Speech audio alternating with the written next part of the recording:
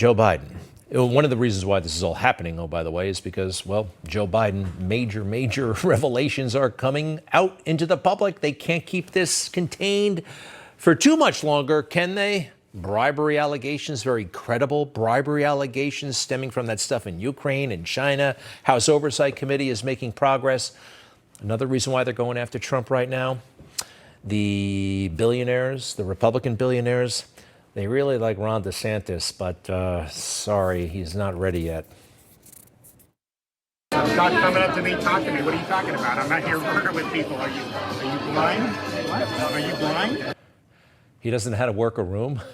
He's got to work on his political skills yet. I know, great job in Florida. Someday could be president, but look, whether you like him or not, he's not going anywhere. Trump is beating him by like 40 points in the polls. So you got Biden, you got DeSantis not going anywhere. Rhinos are freaking out. And you got crazy liberals everywhere. Trump derangement syndrome is in full effect. A couple of things that you might not have seen today because the media deliberately censored it, actually.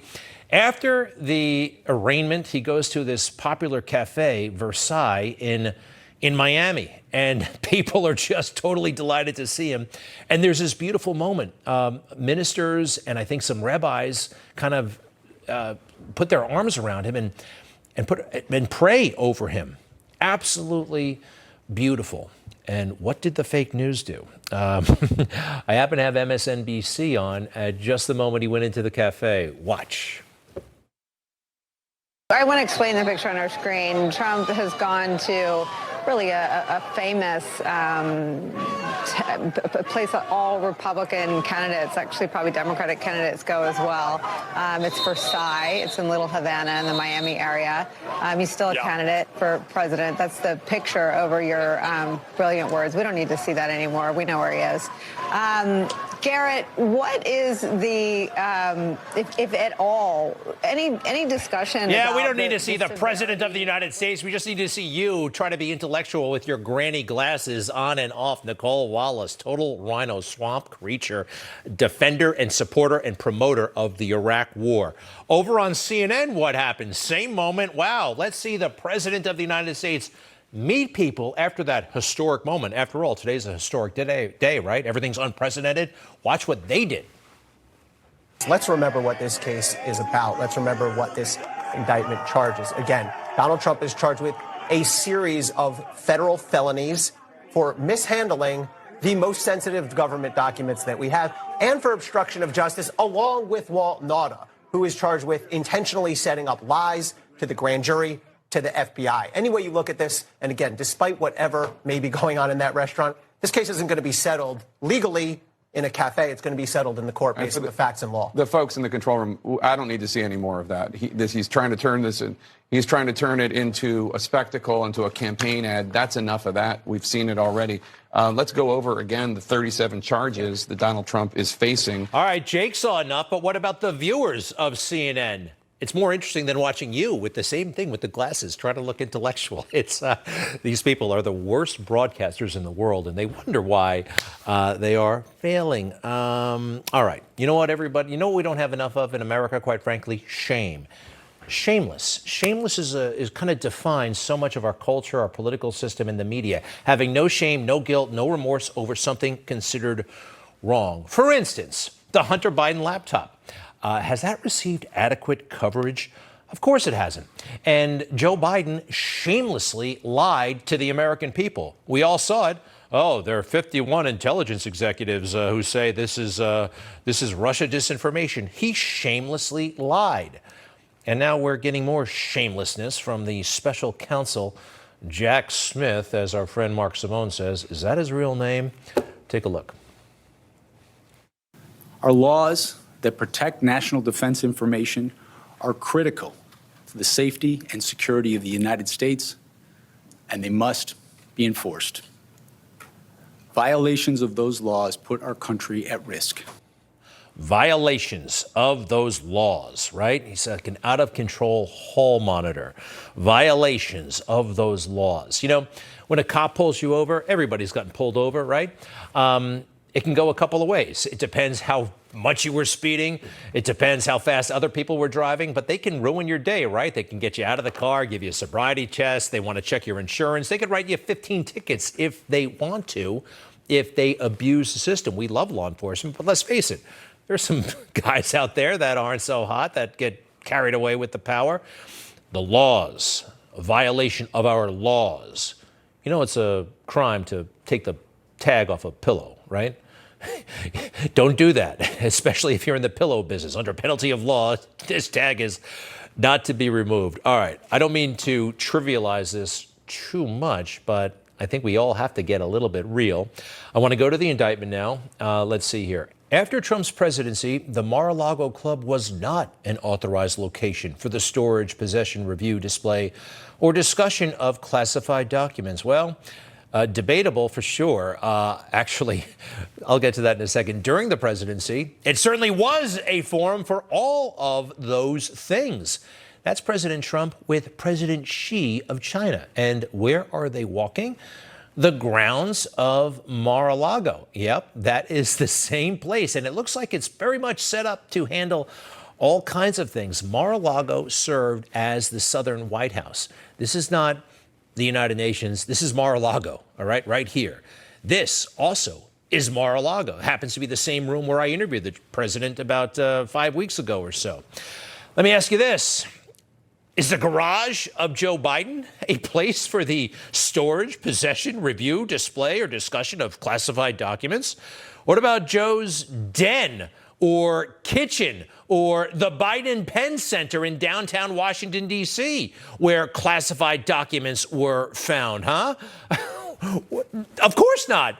But somehow this is all irrelevant, and the documents go way, way back to a point where Joe was not president, not vice president, just a lowly senator from Delaware.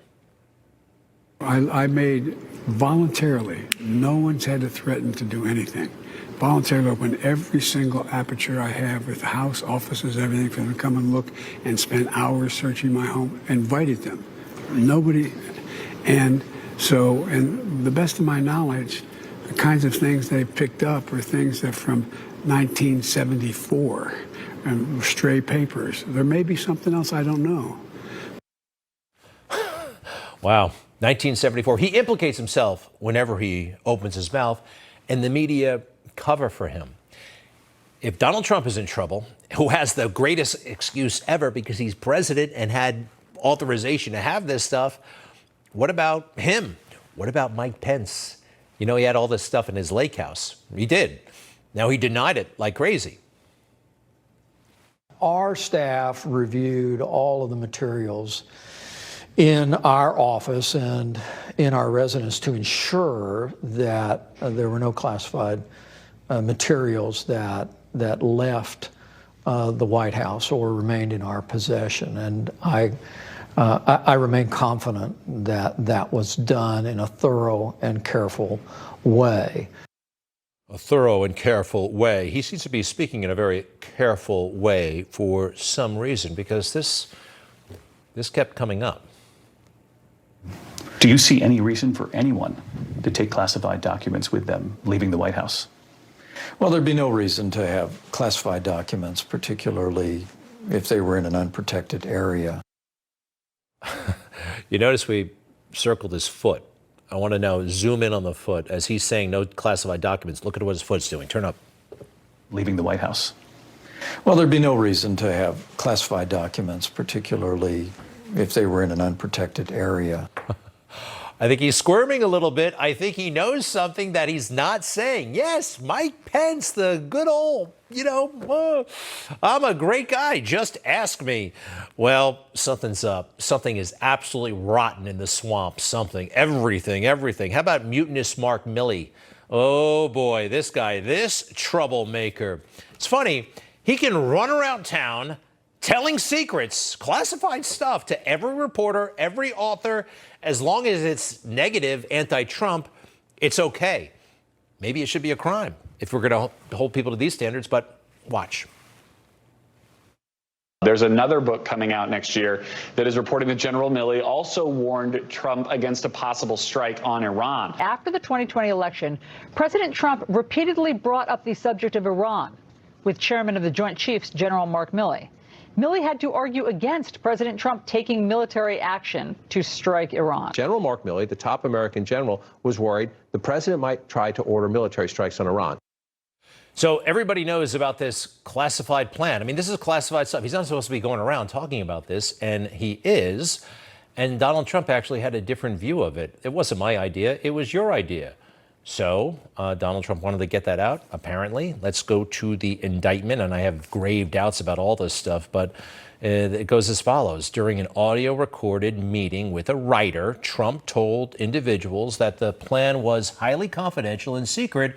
Trump also said, as president, I could have declassified it, and now I can't. You know, but this is still a secret. Trump showed a representative of his political action committee who did not possess a security clearance a classified map related to a military operation. This is in an indictment. This is insane. Everybody in Washington knows that this is insane. And if they don't, they might just be insane. Bob Woodward, perhaps the most celebrated writer by the fake news in the history of fake news, who writes these books all the time, and his big claim to fame, he puts secret stuff in the books. People tell him secret stuff. He brags about it. Talk to 100 people, countless documents. You have details of some 40 meetings with the president and his advisors. Were people just eager to talk? The beginning of the project, one of the president's top advisors said to me, "You're not going to find many deep throats around here." And by the end of the process, he was reading his own notes of the top secret meetings. Notes from a top secret meeting are top secret. Those are classified as well. How about that? Everybody just giving it up for Bob Woodward, and he gets awards for that. He gets praise for that. He gets millions and millions of dollars for that. Something is wrong, obviously, huh? George W. Bush and Dick Cheney, they leaked all kinds of stuff to promote a bogus war, to say there were weapons of mass destruction when there were no weapons of mass destruction, and thousands of American troops lost their lives. Maybe more than 100,000 innocent Iraqis lost their lives. Yet, those are swamp dwellers, and they don't like Trump.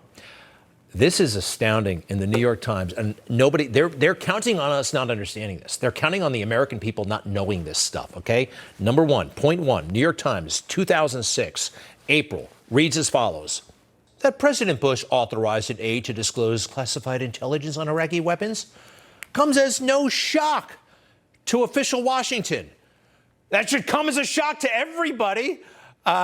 Next, please. The silly leaking of secrets has long been a favored tool of policy debate, political combat, and diplomatic one-upsmanship. Wow, they talk about the swamp. They talk about the Beltway being different from the rest of the country. It certainly is. Apparently, this stuff has been going on for a long time, according to this history professor, Rick Shankman. We've had leaking of this kind since the administration of George Washington, said Rick Shankman, a presidential historian at George Mason University. Did George ever talk about anything classified? Did they try to arrest George Washington? Of course not. You know, I lived in the Beltway for about 4 years. 2 of those years, I was a White House correspondent, got to fly on Air Force One all over the world. It was very cool, but not too cool. I wasn't, quite frankly, too impressed. And when it comes to classified documents, I have a little bit of experience there. When I was in the military, 9 years active duty, about a dozen in the reserves, occasionally I would handle classified material. And I can tell you what they're doing right now is a crime against Trump. Totally is. But they're counting on the American people not understanding classified documents, and even those legal analysts who pop on TV, including Fox News. How about that? Fox News. Listen to what they're putting on Fox News lately. In this case, the 3 pillars of the case are basically the testimony of Evan Corcoran, his former lawyer, who's a former federal prosecutor. The next pillar, the surveillance videos, hard to attack the credibility of surveillance videos. And then you have the FBI agents who executed the search warrant. They'll be tough to attack on credibility grounds as well. So Jack Smith, from a strictly legal standpoint, from a strictly prosecutorial standpoint, has a pretty strong hand here. All right, let's go. Are you crazy? Are you on drugs? Am I hallucinating here? Number one, they got a lawyer to testify, President Trump's own lawyer to provide evidence against him, and this guy is not horrified? Everybody should be horrified. What was the next strong pillar? Surveillance video. In his own house, surveillance video of Donald Trump and his people. Surveillance video. Wow. Civil libertarians, where are you? And what was the last thing? The FBI. Ooh, hard to attack the FBI. Are you kidding me? You probably didn't read the Durham report. Nobody read the Durham report. It was barely covered, even by conservative media. But that outlined thorough and complete corruption inside that FBI. Absolutely. When you have two senior people speaking like this, Trump's never going to become president, right? No, we will stop it. And they don't get handcuffs put on them. Something is really, really wrong. But look, this stuff is noise. It's not going to stop Trump. And here's why. Us. But we got to be active. We got to stay engaged. I know life can get very busy. There are basketball games to watch, right? Forget that stuff. Stay active. Write letters. Get on social media. Put your opinion out there. What do you think, huh? Easier said than done. I mean, we all have our errands. In fact, today I had to bring my daughter to the dentist for the very first time. Little Annalise, okay? And she's hopefully the first of many, many, many trips to the dentist. No cavities, by the way. All right.